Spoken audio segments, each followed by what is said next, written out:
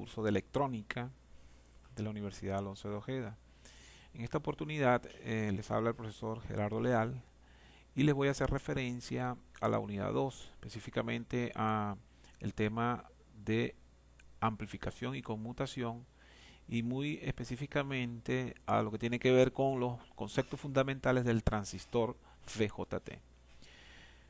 En anteriores, cuando vamos a analizar un circuito electrónico, la aplicación de ese circuito siempre se basa en un dispositivo semiconductor. En el caso de la unidad anterior hablábamos del diodo y la aplicación que tiene el diodo para las funciones de rectificación y regulación.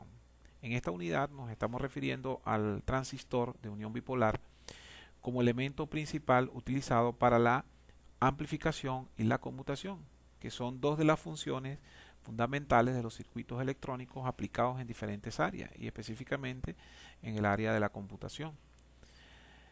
Cuando hablamos del transistor bipolar, nos estamos refiriendo en sus siglas de inglés al Bipolar Junction Transistor o BJT. En la mayoría de las bibliografías vamos a encontrar este dispositivo con esa denominación. Simplemente se les llama BJT o transistor de unión bipolar o simplemente se le da el nombre de transistor.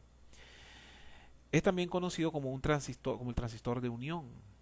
Como su nombre lo indica, es un dispositivo de 3 terminales, 2 uniones y doble polaridad. ¿Qué quiere decir esto? Si analizamos esta figura, podemos recordar que cuando estudiamos el diodo siempre había una unión en medio de dos zonas, una zona N, una zona P, o una unión en medio de una zona P y una zona N. En este caso estamos hablando de dos uniones, ya que el transistor consta de 3 zonas semiconductoras, una zona N, una zona P y una segunda zona N. En este caso, cuando tenemos un transistor con esta estructura, se le da el nombre de transistor NPN o simplemente VJT-NPN. Mientras que si en vez de dos zonas N tenemos dos zonas P y una zona N en el medio, entonces hablamos de un transistor PNP. En nuestro caso, nosotros nos vamos a referir en la mayoría de los ejemplos, en la mayoría de los análisis que vamos a realizar, nos vamos a referir siempre a los transistores NPN porque son los más fáciles de explicar y están más adaptados a las especificaciones o al contenido programático de nuestro curso básico de electrónica aplicado al área o a la carrera de computación. El transistor consta entonces de 3 zonas, una zona N, una zona P y una zona N, y cada una de esas zonas está identificada con el siguiente nombre. Esta zona identificada con la letra E la vamos a llamar emisor, el terminal o electrodo identificado con la letra C lo llamaremos colector y el del medio lo vamos a llamar base. Las capas de los extremos, que son de mayor espesor, corresponden al emisor y al colector, mientras que la capa central de menor espesor corresponde al terminal base. Esto donde hago referencia a lo de menor espesor, realmente lo que uno quiere explicar acá es que la zona de emisor está conformada por mayor cantidad de electrones, es decir, mayor cantidad de carga eléctrica negativa que la zona del colector. Y la zona del colector tiene muchísimo más electrones que la zona de base. Es decir, que en esta zona hay mayor cantidad de carga eléctrica que en esta zona y en la zona del medio pues hay mucho menos cantidad de carga eléctrica negativa que en las dos zonas anteriores. Ahora, ¿qué significa esto? Si analizamos la estructura interna del transistor, aquí tenemos entonces una representación más simple. Tenemos la zona N, la zona P, la zona N, es decir, vamos a trabajar entonces en el análisis con un transistor NPN. Haciendo la analogía de esta estructura interna, nos podemos encontrar entonces que un transistor es una especie de un arreglo de un par de diodos interconectados a través de el ánodo. En este caso digo del ánodo porque estamos hablando de una zona NPN, pero si yo invirtiese de 3 zonas NPN, pero si yo invirtiese estos diodos, pues estaría haciendo la conexión en el cátodo, entonces estaríamos hablando de un transistor PNP. En nuestro caso, haciendo referencia nuevamente al transistor NPN, pues entonces tenemos un diodo conformado por el colector y la base y un segundo diodo conformado por el emisor y la base. Al diodo conformado por los terminales colector base lo vamos a llamar diodo de salida o diodo colector base. Más adelante veremos por qué se le llama salida. Y al diodo emisor base lo vamos a llamar el diodo de entrada. Desde el punto de vista físico, el aspecto de un transistor, pues entonces sería un dispositivo semiconductor con los tres terminales emisor, base, colector. Cuando estemos en la parte práctica, pues veremos cómo identificar estos elementos físicamente. Por ahora simplemente me interesa que tengan una referencia de su aspecto físico. Si nosotros vamos a trabajar con un transistor, cuando lo vamos a incorporar a un circuito electrónico, obviamente que no lo vamos a hacer ni con la forma de representación física ni con la analogía con los diodos. Lo vamos a hacer con uno de estos dos símbolos, que son lo que nosotros vamos a llamar el símbolo de diagramas circuitales del transistor. Fíjense que hay dos símbolos. Este símbolo de la izquierda está identificado con la flecha que está entrando hacia la base, y entonces hablamos de un transistor PNP, mientras que esta flecha que está saliendo de la base y sale por el emisor, fíjense que aquí entra por el emisor y aquí sale por el emisor, estamos hablando entonces de un transistor NPN. Este va a ser el símbolo que vamos a utilizar nosotros para el análisis de circuitos electrónicos con transistores NPN. Si hacemos entonces una conexión eléctrica del transistor, que es lo que nosotros hemos llamado la polarización. ¿Qué es la polarización? Simplemente la polarización es la aplicación de la energía eléctrica a un dispositivo, en este caso al transistor. Hay varias formas de conectar o de energizar este transistor. Tenemos el emisor, base y colector. Nosotros vamos a hacer referencia a lo que nosotros vamos a llamar el circuito básico, el circuito más sencillo que existe para la polarización o la energización de ese transistor. Y esa forma de conectar el transistor, lo vamos a llamar emisor común. Nótese que este terminal emisor está puesto tanto para el lado izquierdo como para el lado derecho, es decir, es el punto común entre ambas etapas. A esta etapa la vamos a llamar la etapa de entrada y a esta etapa la vamos a llamar la etapa de salida. O a esta malla la vamos a llamar malla de entrada y a esta malla la llamaremos malla de salida. Fíjense que el diodo emisor base está formado por lo que nosotros llamamos la malla de entrada, mientras que en la parte del colector estaría lo que nosotros llamaríamos la malla de salida. La mayor cantidad de electrones están en el emisor. Cuando conecto este negativo de la fuente a estas cargas negativas, el negativo de la fuente empuja los electrones del emisor hacia el colector y el positivo de la fuente va a ejercer una atracción de estos electrones más los electrones que puedan estar en el colector, produciéndose entonces con esta forma de polarización, con el negativo de esta fuente y el positivo de la fuente de salida, se produce entonces un desplazamiento de la mayor cantidad de electrones desde el emisor hacia el colector. Y hay una pequeña fuga, producto de este positivo, de electrones hacia o por lo que nosotros llamamos el terminal de base. Fíjense que acá entonces el diodo base emisor lo vamos a polarizar, en forma directa, ya que este positivo de la fuente coincide con esta zona P y el negativo de la fuente coincide con esta zona N. Mientras que el diodo de salida lo vamos a polarizar inversamente, ya que este positivo de la fuente está coincidiendo con la zona N del colector. Esto quiere decir en conclusión que la mayor cantidad de electrones se van a mover desde el emisor hacia el colector pasando por la base. Fíjense que los nombres emisor, colector y base son análogos a cuando nosotros en lenguaje y comunicaciones hablamos de el transmisor, el receptor y el canal, ¿verdad? En este caso nosotros estamos hablando de transferencia de energía o transmisión de energía. En lenguaje y comunicación se habla de canal, ¿no? Bueno, de transmisión de información. Haciendo la analogía, pues estaríamos entonces en presencia de un sistema que emite electrones hacia un elemento que los va a recibir, llamado colector, a través de una especie de canal que en este caso lo vamos a llamar la base.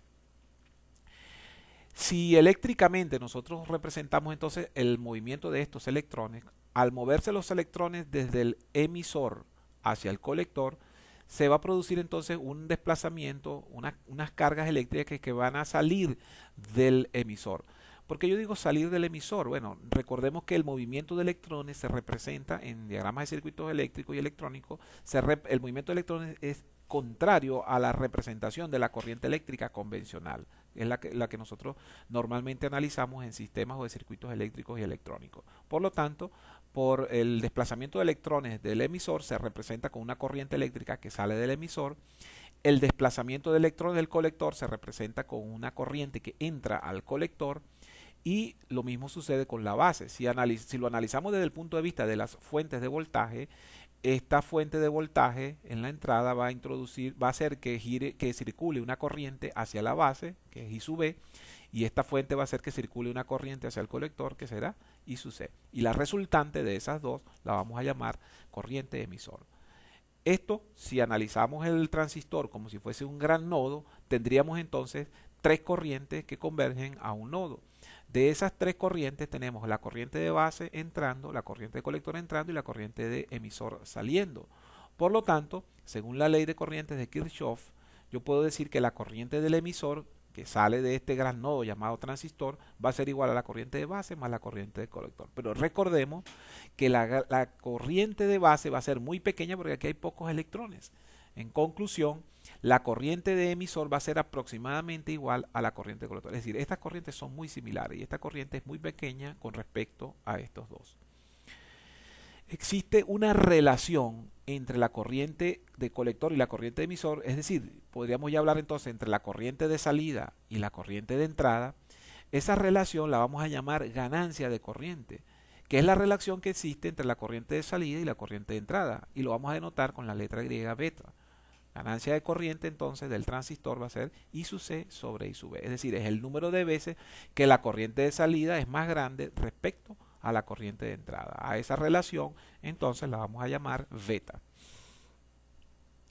Si analizamos entonces ahora el mismo modelo anterior, pero ya representado en forma de circuito, establecemos lo que nosotros vamos a llamar el circuito básico de polarización de un transistor en configuración emisor común para la entrada, común para la salida y polarizado por la base. Este término polarizado por la base significa que vamos a colocar una resistencia limitadora a la malla de entrada justo en la base del transistor. Hay otras formas de polarización que, por ejemplo, podríamos hablar de polarización por emisor, que lo veremos en clases posteriores, en donde la resistencia ya no está en la base, sino que está en el emisor y tendrá algunas características diferentes. Eso lo analizaremos posteriormente. Ahora, en este circuito podemos observar lo siguiente. Aquí tenemos el transistor con su emisor, base y colector. El emisor está conectado a un punto común tanto a la fuente de entrada como a la fuente de salida, por eso la configuración es emisor común. Y esta fuente la vamos a identificar como B sub BB, voltaje de base, y le agregamos una segunda B para diferenciarlo del voltaje que pudiera existir en este punto, que es el voltaje de base. Entonces, el término B sub BB hace referencia al voltaje de entrada, y el B sub CC, que es el mismo efecto, pero ahora en el colector, lo llamaríamos la fuente de salida. Aquí tenemos representada la corriente de base y aquí tenemos representada la corriente de colector. Y aquí tenemos una resistencia de base que limita la corriente que entra a la base, mientras que acá tenemos una resistencia de colector que limita la corriente que entra al colector del transistor. Por acá estaríamos representando entonces la resultante de la suma de las dos corrientes, que sería la corriente de emisor. Fíjense que aquí hay un voltaje entre el colector y el emisor, que lo vamos a llamar el voltaje colector-emisor. Y aquí también habrá un voltaje entre este punto y este punto, es decir, entre la base y el emisor, que lo vamos a llamar voltaje base-emisor. Los parámetros de entrada o los parámetros de la etapa de entrada estarán dados entonces por el voltaje de la fuente, la resistencia de polarización de la base, la resistencia RB, la corriente de entrada o corriente de base y el voltaje base-emisor. Estos son los parámetros que podríamos analizar de esta etapa de entrada. Nótese lo siguiente, en este caso en el voltaje base-emisor, el voltaje del diodo base emisor debe, como es un diodo polarizado directamente, ese voltaje es una constante que tiende a ser, aquí dice 0.6, realmente debería decir 0.7 voltios.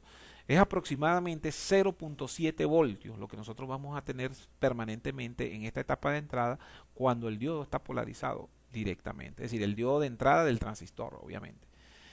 Cuando analizamos los parámetros de salida, vamos a encontrar que hay un voltaje de la fuente de salida, una resistencia de colector, la corriente del colector, el voltaje colector emisor y por supuesto la corriente de emisor, que la pudiésemos considerar tanto para la malla de entrada como para la malla de salida.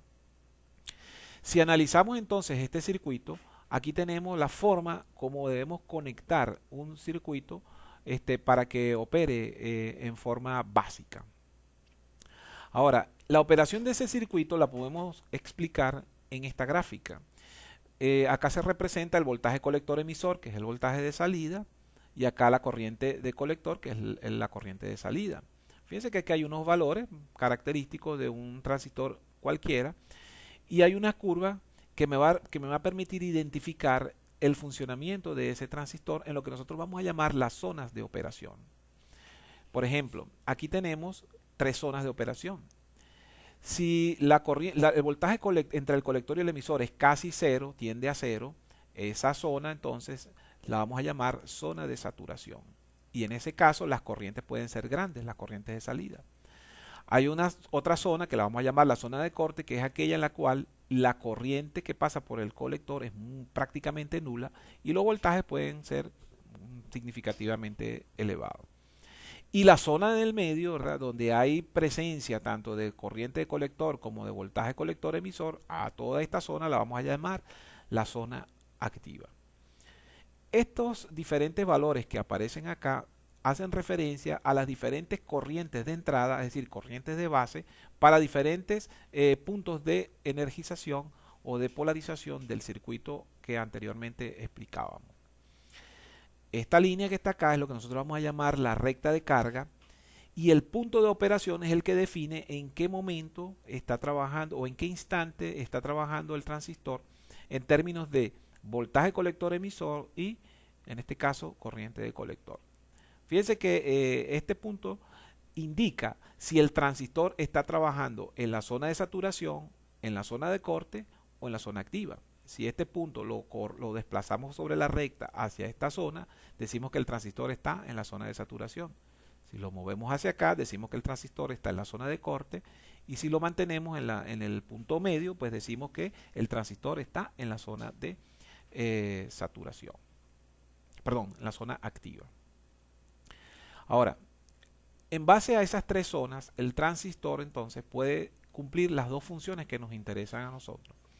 Si el transistor está en la zona activa, el amplificador, el transistor está polarizado para trabajar como amplificador. ¿Y qué es un amplificador? Un amplificador es un circuito electrónico que permite introducir una señal de baja potencia y luego obtener a la salida una señal de gran potencia. Por ejemplo, un micrófono al cual nosotros le agregamos, le incorporamos una pequeña señal a través de nuestra voz, el sistema le introduce potencia, el sistema de amplificación le introduce potencia a esa señal y a la salida, es decir, a través de un parlante, entonces tenemos una señal con gran potencia, es decir, una señal amplificada en el parlante. A ese tipo de sistemas que cumplen esa función es a lo que nosotros vamos a llamar sistemas de amplificación o circuitos amplificadores, en este caso amplificadores basados en BJT, es decir, basados en transistores. Mientras que si el sistema que nosotros implementamos lo que hace es transformar señales de ceros y unos a unos y ceros, como por ejemplo el caso de una compuerta NOT, que es un sistema digital, entonces en este caso el transistor está trabajando en las zonas de corte y saturación y por ende aquí hablamos entonces de lo que nosotros llamamos los circuitos o los sistemas de conmutación. Estas son entonces las 2 funciones básicas que nosotros vamos a analizar del transistor BJT, la función de amplificación y la función de conmutación. Si nosotros analizamos en este simulador el funcionamiento de este sistema, pudiésemos tratar de ver un poco lo que estoy explicando. Aquí tenemos un sistema de un circuito de polarización emisor común, polarizado por la base. Aquí tenemos la resistencia de base, la resistencia de colector. Este instrumento, este voltímetro, me va a permitir medir el voltaje colector emisor y este amperímetro, la corriente de colector. Aquí está el voltaje de entrada, voltaje de base, el voltaje de salida, colector-colector, las corrientes de base identificadas, la corriente de colector. Y esto lo que nos va a permitir es ver cómo trabaja el sistema. Este numerito, el 2N3904, indica un tipo específico de transistor dado. Esas características en este caso nos interesa, de este tipo de tránsito, nos interesa saber que el beta que vamos a utilizar para esta explicación es de aproximadamente 180. Es decir, que lo que significa es que la corriente que entre por aquí va a ser elevada hacia la salida 180 veces. Es lo que significa un beta de 180. Aproximadamente, porque este beta cambia por efectos de la temperatura. Eso lo vamos a analizar posteriormente. Si ejecutamos la simulación, vamos a observar lo siguiente. Fíjense que aquí el voltaje que está representándose indica que es 7.48 voltios versus CE. Si nos vamos a la curva, de, vamos a decirlo así, de representación del sistema, veríamos que en este caso el punto de saturación está ubicado justo en el medio. En este caso el voltaje máximo que yo tengo aquí es de 15 voltios, ¿ok? Y aquí estamos aproximadamente en 7.48. Es decir, que estaríamos hablando entonces de que aquí tendríamos un máximo de 15 voltios y aquí por aquí estaríamos hablando de aproximadamente la mitad, es decir, 7.5 voltios. En el caso de la corriente, si analizamos ahora la corriente, estamos ubicados en aproximadamente 7.5 miliamperios. ¿Ok? Es decir, tendremos que analizar entonces cuánto es la corriente que está circulando por acá. Fíjense lo siguiente. Ahorita, ¿qué es lo que me interesa? En una clase posterior vamos a explicar cómo se analiza este circuito a través del análisis de las reglas de Kirchhoff, aplicando la malla de entrada, la malla de salida y los diferentes cálculos. Pero ¿qué es lo que me interesa ahora? Fíjense, la corriente de entrada es una corriente muy pequeña, 42 puntos, aquí se observa, en la parte se observan 5 voltios, dice, y 42.83 microamperios. Es decir, una corriente de 40 microamperios prácticamente es una corriente cero, ¿verdad? Mientras que aquí yo también puedo medir la corriente directamente, 7.40 miliamperios, o con este amperímetro que está conectado acá para medirla directamente y visualizarla acá en el simulador. Y tenemos 7.4 miliamperios. ¿Qué estoy diciendo? Que acá está entrando 40 microamperios y aquí tengo 7.4 miliamperios. Si yo hago una división de 7400 microamperios entre 40 microamperios, ¿ok? 7400 entre 43, más o menos tenemos un beta, es decir, una relación salida sobre entrada de 172. Yo les había dicho que más o menos el beta aproximado de este transistor modelo 3904 es de 180. El voltaje colector emisor es 7.48, quiere decir que en estas condiciones este transistor está configurado para trabajar como amplificador. Ahora, fíjense lo siguiente, si yo comienzo a cambiar esta resistencia y la voy reduciendo de valor, la corriente comienza a aumentar y el voltaje colector emisor comienza a disminuir. ¿Qué quiere decir esto?